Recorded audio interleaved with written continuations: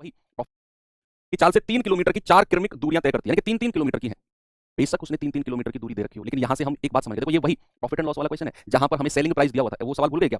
वो बोलता था कि प्रत्येक वस्तु को 400 रुपए में बेचा, तो वहां से हम क्या चीज को देखते थे? 400 का कोई मतलब नहीं था, बस हमें ये था कि अगर प्रत्येक को 400 में बेचा है तो उनका सेलिंग प्राइस बराबर है। तो यहां अगर उसने बोला है कि 4 क्रमिक 4 सक्सेसिव डिस्टेंस है 3-3 किलोमीटर की, तो यहां से हम एक बात समझ गए कि चारों की चारों जो दूरियां हैं वो बराबर हैं। That's all. चारों की चारों डिस्टेंस क्या है? वो बराबर है। अब सवाल कर रहा है कि भैया उसकी एवरेज स्पीड क्या होगी, औसत चाल क्या होगी? बस बता दो।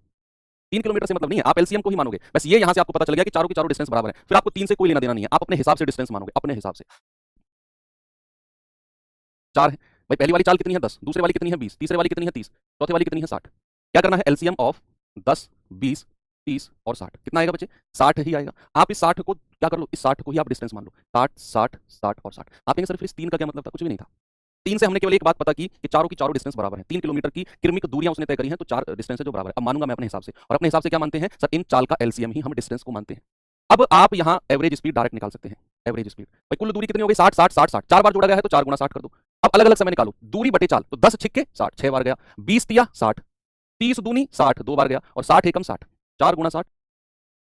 अब अलग अलग समय निकालो, दूरी बटे चाल, तो 10 छिक्के 60, 6 बार गया। 20 तिया 60, 30 दूनी 60, 2 बार गया। और 60 एकम 60, 4 गुना 60 बटे 6 और 3 और 2 11 और 1 12, तो 12 पंजे 60 और 5 चौके 20 किलोमीटर पर आवर। देखो कितनी स्पीड से आ गया।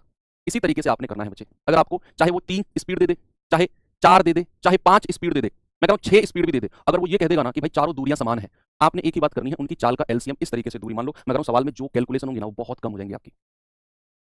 इसीलिए 3 वाला जो फॉर्मूला है मैं उस पर ज्यादा फोकस नहीं करता हूं, क्योंकि भाई वो 4 भी दे सकता है, 5 भी दे सकता है, तो क्या हम फॉर्मूला ही पढ़ते जाएंगे?